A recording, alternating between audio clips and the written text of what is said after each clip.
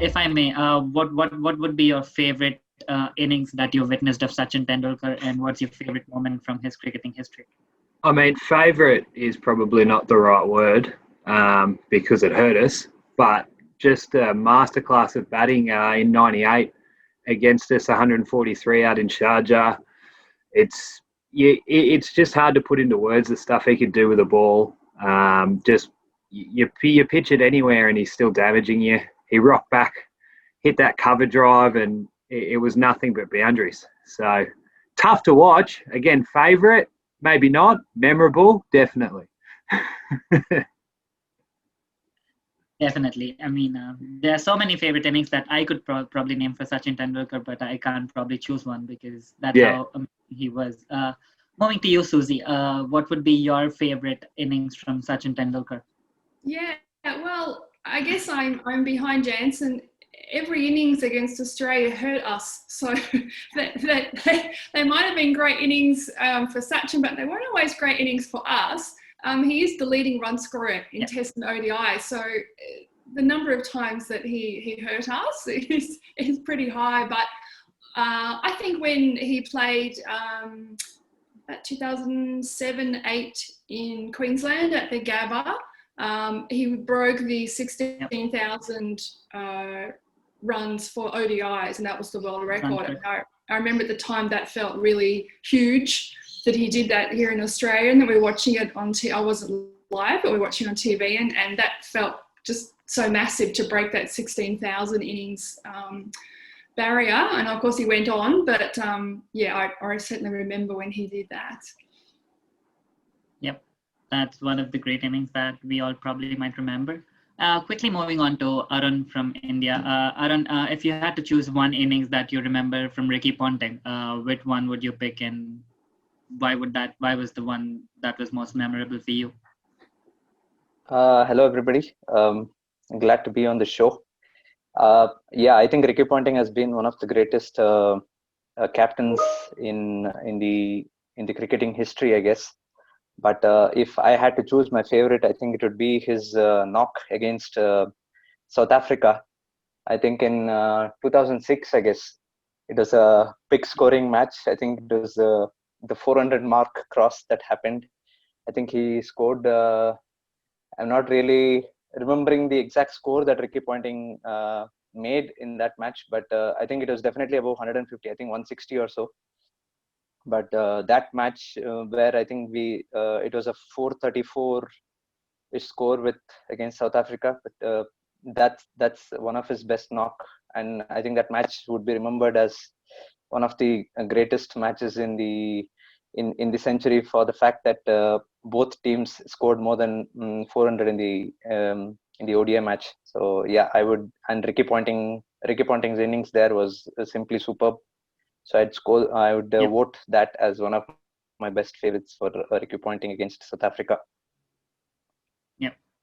And moving to you, Sunny, if you had to pick one of Ricky Ponting's famous innings, which one would you pick, and why was it the most memorable one for you? First of all, hello everyone. I just want to tell you about the innings which he played in 2012. That was against India at Sydney, when I think Australia lost 3 quick wickets in that test match just for 37 runs. And from there on to build in partnership with someone like Michael Clarke. I remember Michael Clarke got 329 in that innings, but Ricky Ponting scored 134 in that innings. And for me, I think that was one of the best innings because he actually took the team out of a tough situation, and they went on to win that test match by an innings also. So for me, that was the best innings I have ever seen. Yep. Also, now moving back to Jansen. Jansen, if you had to pick one favorite shot from Sachin Tendulkar, which shot do you like the most from Sachin Tendulkar? I mean, I know he's known for many of his shots. If you had to pick one, which one would you pick from Sachin Tendulkar? I could watch his cover drive all day, every day. That is the stuff of dreams. Just rocks back, looks delicious. Absolutely. I guess most of us would be agreeing with you here. Moving to you, Susie, if you had to pick one shot from Sachin, what would that be from you?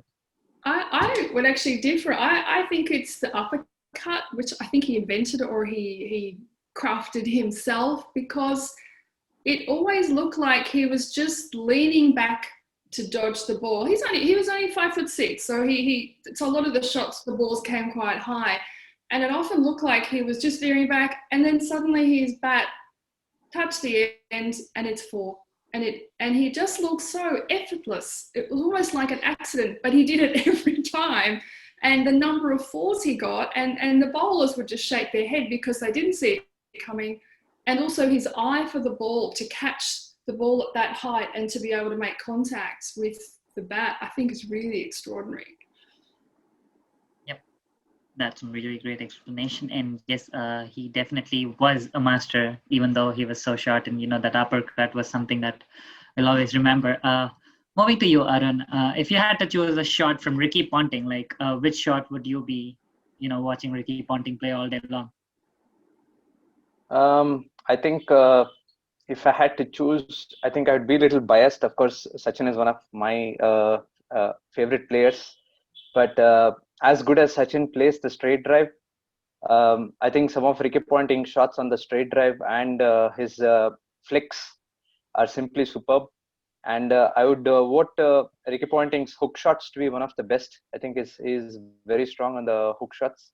So I think his hooks and his almost as accurate as Sachin Tendulkar's straight drives would be my favorites from Ricky. Yep. And moving to you, Sunny, if you had to pick one shot from Ricky Ponting that you could watch all day, what would that be? I think it would be definitely the pull shot, because no one in the world can play a pull shot better than Ricky Ponting. Because whenever you see a short pitch ball coming right, near the chest, he's the master puller of that ball, and it's always a classical thing to watch Ricky Ponting playing that pull shot.